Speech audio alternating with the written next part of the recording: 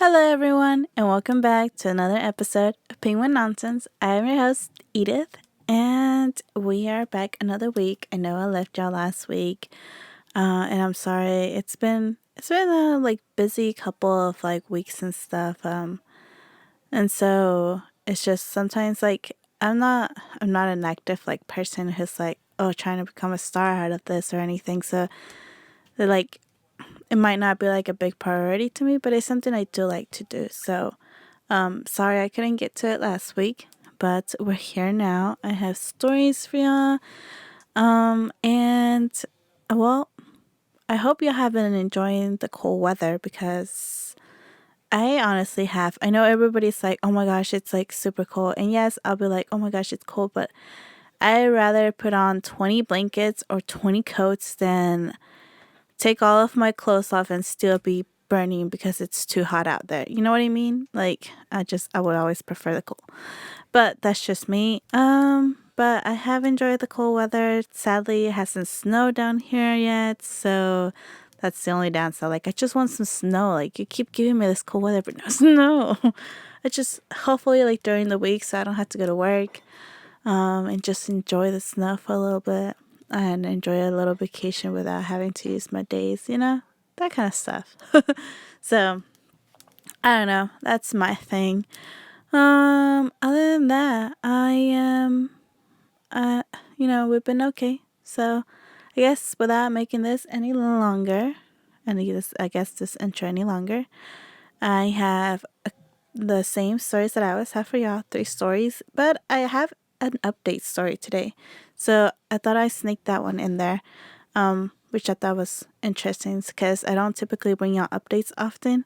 So when I saw this one, I thought it was cool. So I was like, oh, I can bring an update today. So we'll get on with our first story of today.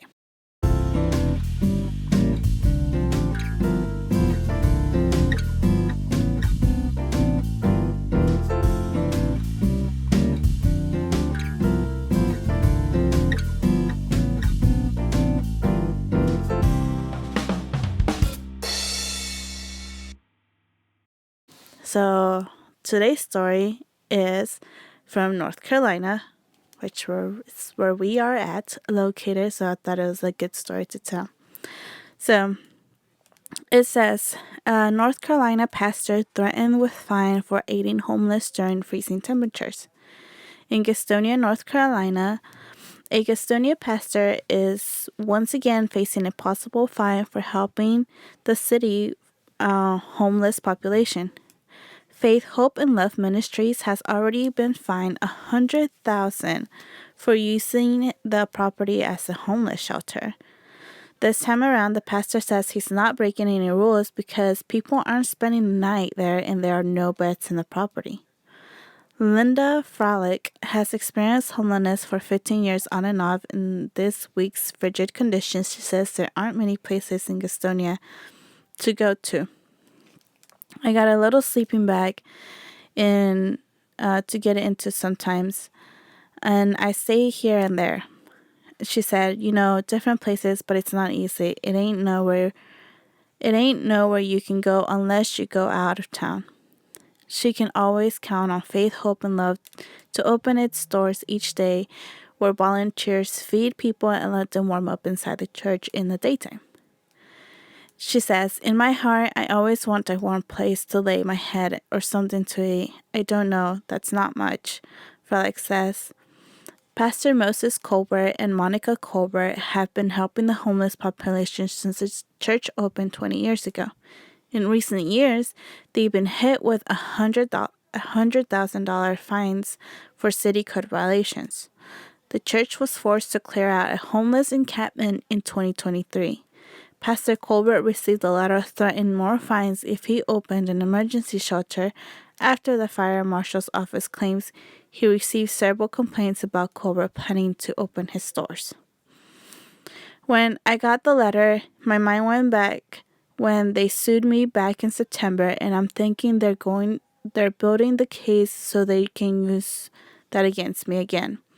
He said, that's the part that scared me. I got sued for having 200 people on the property back then. The letter from the Gastonia Fire Marshal said the pastor needs to install a manual fire alarm, hire an architect, and redo the property and get it rezoned for residential. The church is surrounded by other homes, and Moses has similar plans for his property. What we're going to do is we want to build 200 units on this property and house the people here, Moses said.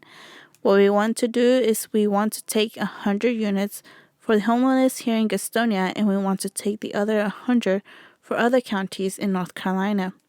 The fire marshal was not available for interview with Queen City, nor did he return any calls or emails for comment.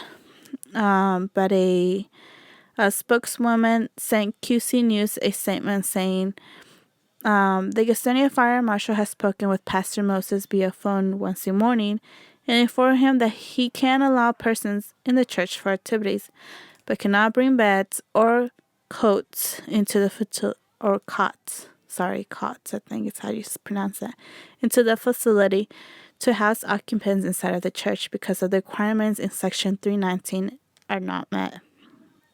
So as an alternative, the city said that the Salvation Army Center of Hope in Gastonia offers a cold weather shelter to those who are unhoused. The city and the county have partnered to provide funds for the cold weather shelter, and beds are available.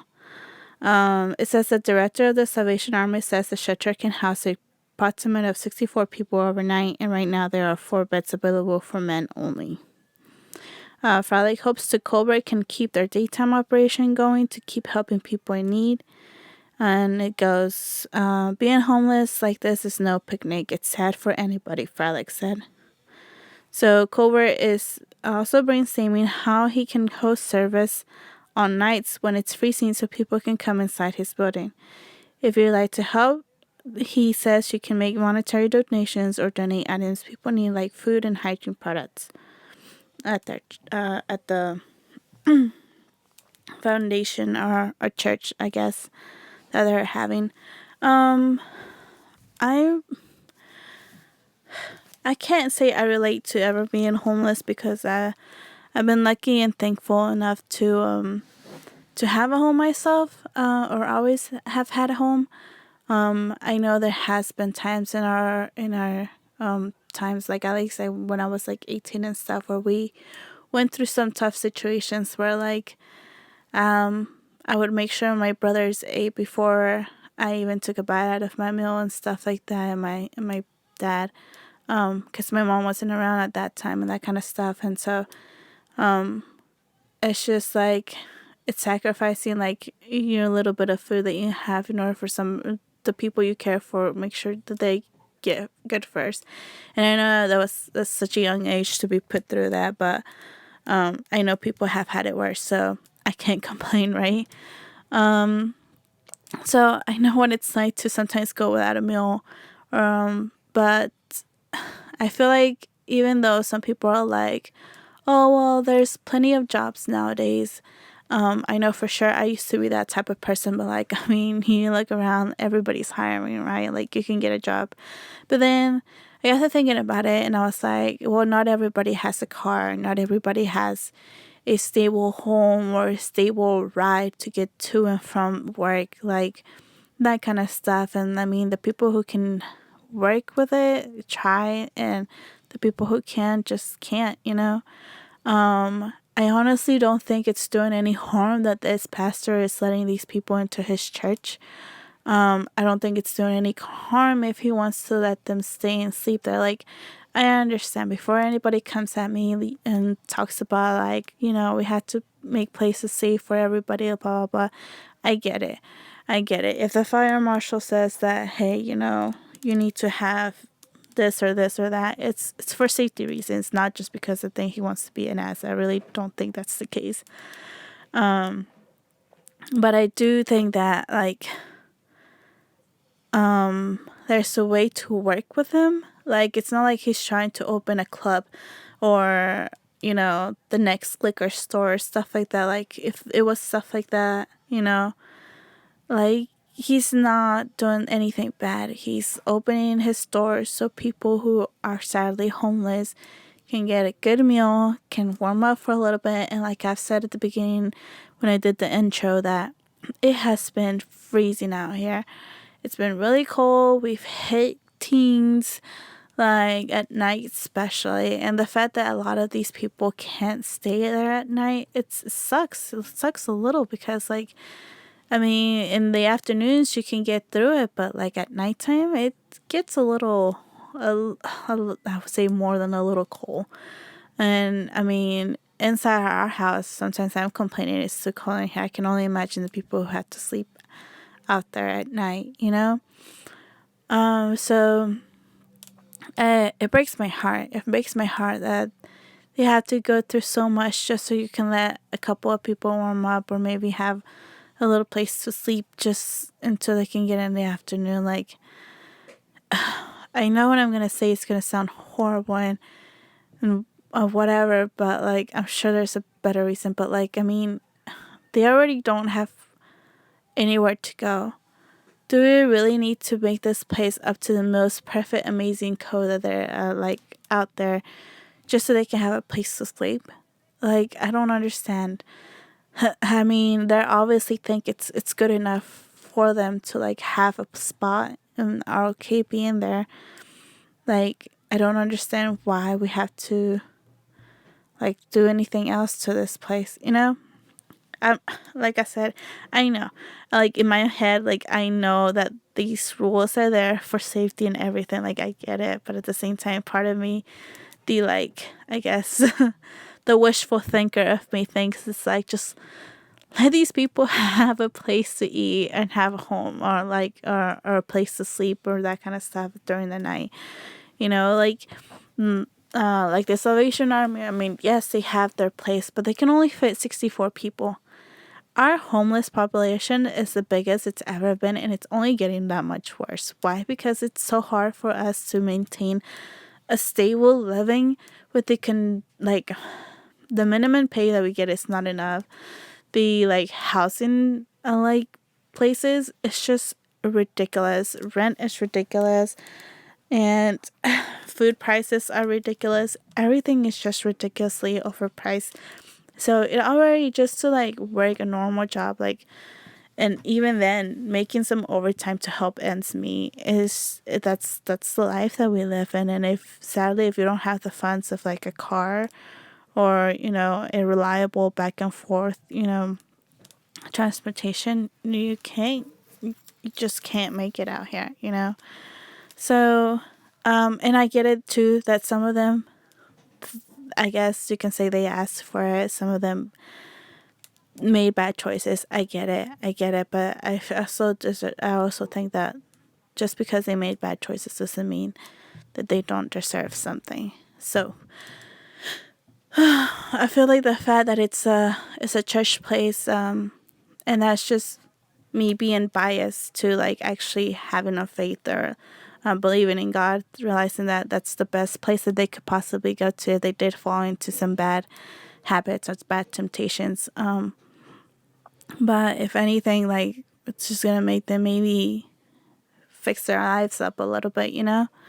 So I don't know. I feel like it's so sad that they won't let them do it. But I understand. The law is the law, and at the end of the day, we have to follow it, right? So I thought it was an interesting one. It is crazy what we have going on in North Carolina, the coldness that we have going on right now, all these fronts that keep coming through and whatnot. So this weather has just been really crazy, but I just want some snow. But yeah, I guess to end it on a good note, I just want some snow right now. But seriously, if you guys get a chance to, and I'm not saying everybody has to do it, but it'd be great if at least the like 5 listeners that we have, I'd buy like one of those like fleece blankets that they have like a Walmart for like $5, or like some socks, some toothbrush, just a little travel toothbrush and toothpaste, or like travel size deodorant. Put them in baggies, and if you see a homeless person, give it to them. You'll be amazed how much of these people like really just do appreciate like those little things. So if you can afford to do it, great. If you can't, it's understandable. And that's all I have to say for that story, I guess. Let me know if you guys think, like, what do you guys think? Should we be helping the homeless or should we not? I want to fight you on this one because I feel like we all have our different opinions on this one. And I feel like, sometimes they did get it, but sometimes they didn't. So that's that for that story. And we'll go on to our second story of today. We have a Reddit story. Yay! This one, I was like, how can people be people? But, So this is from the I Am the A-Hole forum, as always. And the user is Chelsea Cheesy. And it was posted 4 hours ago, so pretty recent. It doesn't have like a boat yet or not. And it says, it is titled, Am I the A-Hole for not sharing a free meal with my anti-Instagram boyfriend? So it goes, I post my food pics from when I go out to eat on Instagram. It's just for fun. I spend like 30 minutes a week on it tops. My boyfriend is a very sweet guy in many ways. But one thing that I'm not so much of a fan is that he often hops on the bandwagon of hating on innocent things. Not just not liking something, but making sure everyone knows he doesn't like it, even if nobody asked. I can't help but notice a theme like pumpkin spice lattes, pouty selfies, Taylor Swift, etc. As you can guess, he is not a fan of the food pics and thinks it's very annoying and cringe. He doesn't even follow my Instagram, even though he has an account.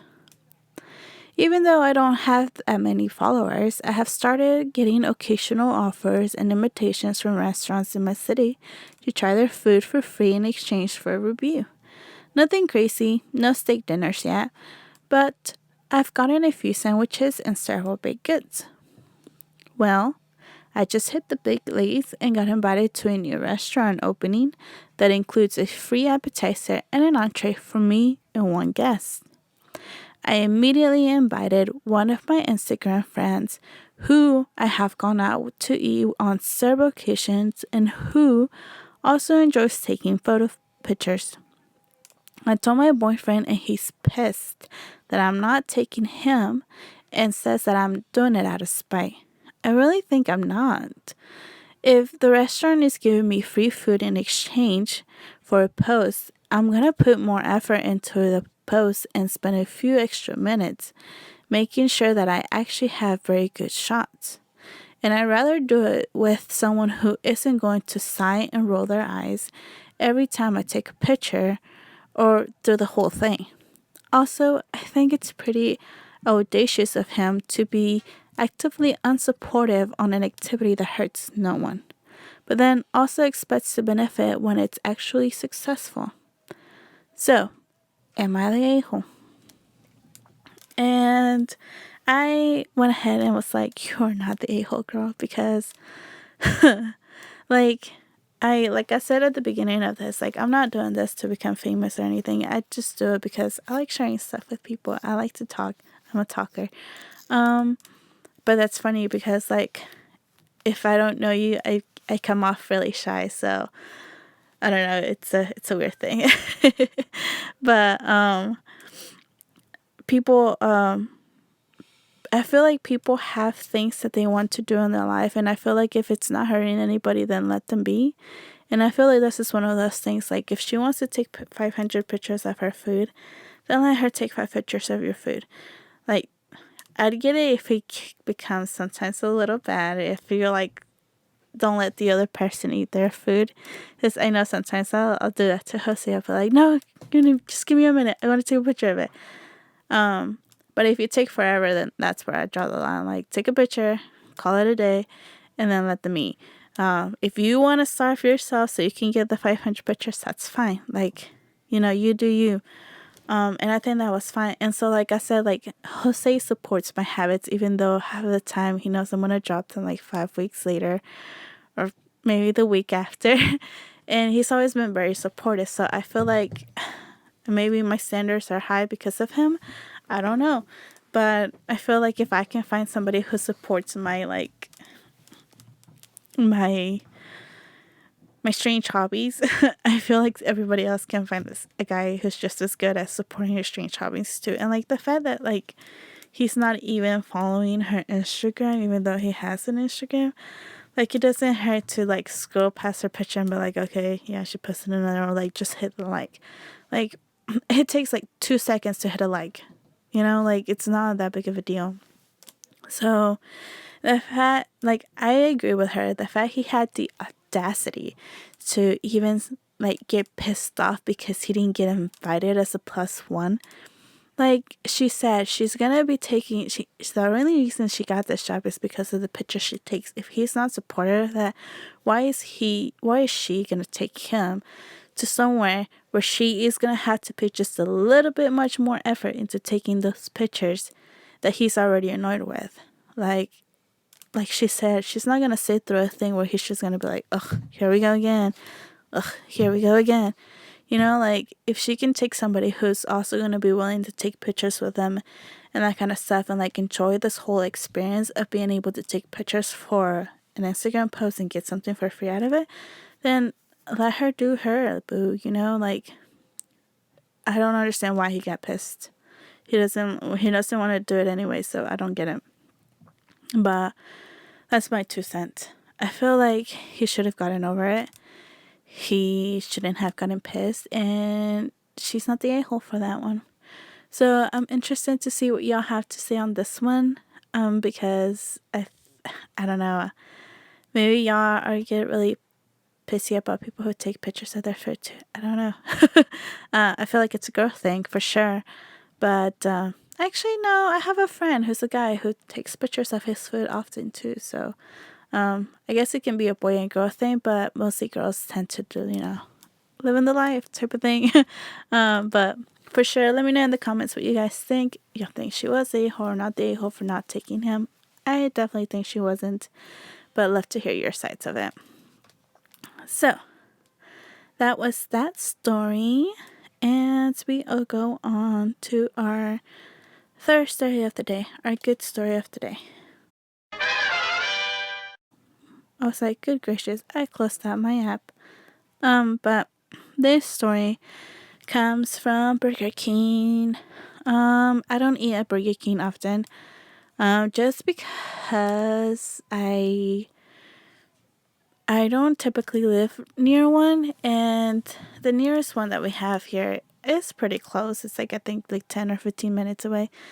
But I never like sit there and I'm like, oh, I'm craving Burger King, or anything like that. So I guess because I never really like pursued to have anything like that good off their menu, except their chicken fries. Their chicken fries were really good at some point, but yeah, just Burger King is alright, I guess. But I found a story about them, and I remember of a similar story. I think it was a McDonald's employer, so I thought this one was a good one to end the note with too. And it goes: a Burger King worker who didn't miss a day of work in 27 years buys home with crowdfunding donations. Quote, "It feels so great to be independent," says Kevin Ford, who has received nearly 450. Hold up, we're gonna have to restart this story. Boo, how do you say this number? $450,000. 450. Okay. Leave it in there. No. You don't know how to read. No, I struggle with my numbers. Oh, God. I struggle with my numbers.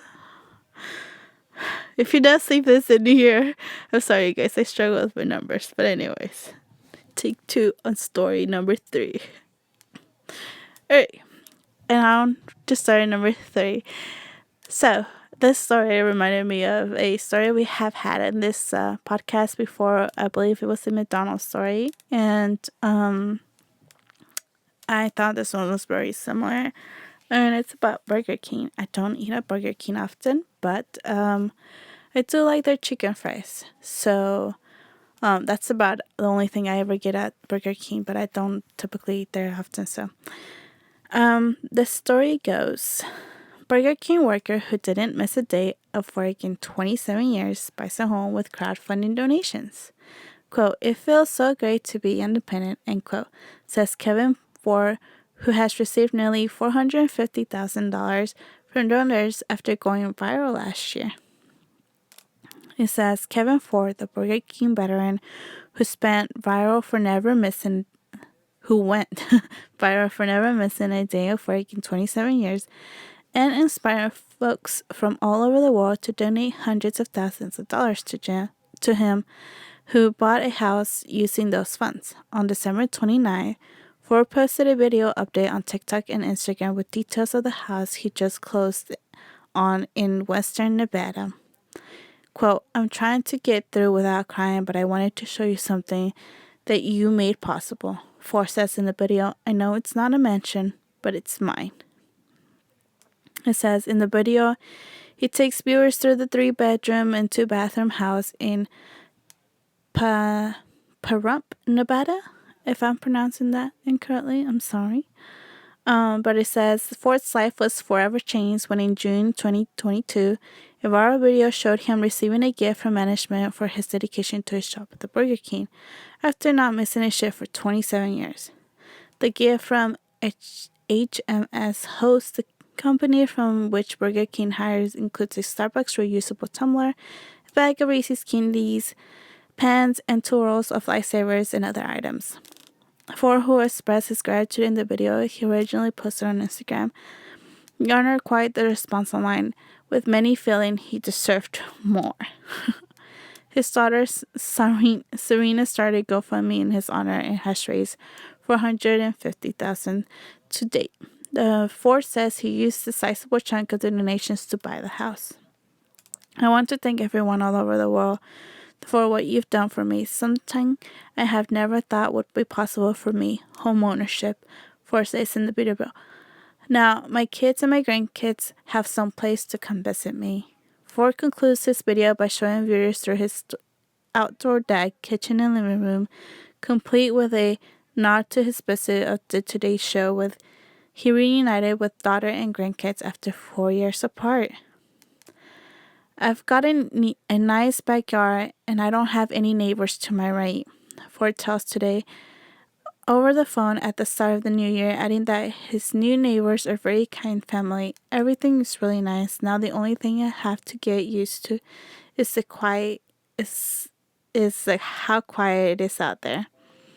Ford told Today that he had used some of the funds raised to buy his dream car and help out his family, saying at the time he gave his daughter a sizable portion, which she used to buy herself a house. Now Ford has his own. It feels so great to be independent, he says. Ford says his attendance record is still going strong and that the drive to work from his new house is a peaceful one. He adds that he is continuously planning for his future, setting some money aside to hopefully open his own little restaurant one day. The donations to Ford's GoFundMe are still regularly coming in more than a year and half after his daughter started, and many people have donated $27 in honors of Ford, now more than 27 years on the job. That is nice, right?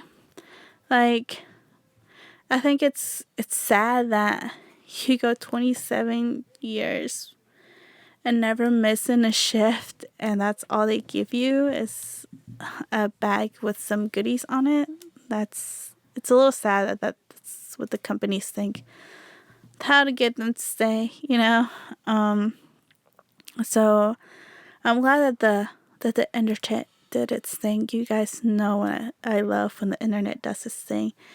And came together and gave this man what he truly deserves, which is a good bonus. And I'm glad that he has been able to buy his own home because we know, like I said earlier, it is expensive to buy in this economy.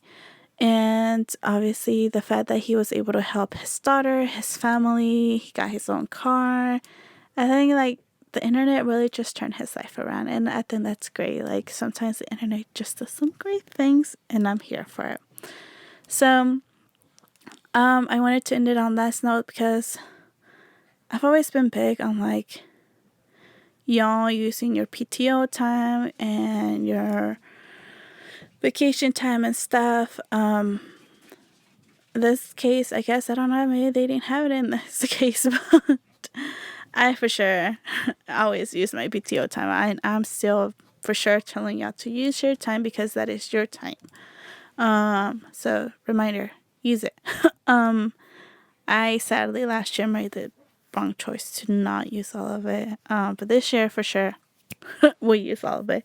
But other than that, like, really, it goes to show that sometimes the internet can be really good for some stuff, and I wanted to end it on a good note that maybe one day it could be you. You know, the internet sees so that you did something great and post it out there and start something for you, and next thing you know, you're buying your own home too. So always be kind and be safe and be friendly to people because you never know how they can change your life. So on to our last story of today. That is our add-on.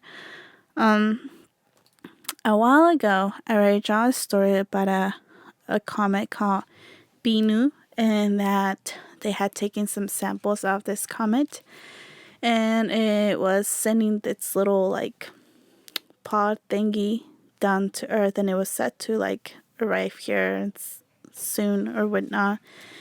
And I hadn't really read anything about it again, so I found a story as I was searching for stories for him of the update. So here it goes. NASA finally opened its prize asteroid canister, and you can look inside. Inside building 31 at Johnson Space Center, NASA, scientists have opened the metal canister holding the rock, the agency plug of the destined asteroid. NASA has spent months trying to release two stubborn fasteners of the canister lid, which was no easy feat. The asteroid receptacle, after parachuting down to Earth from outer space, has been understandably isolated inside a specially designed glove box with limited tools and access.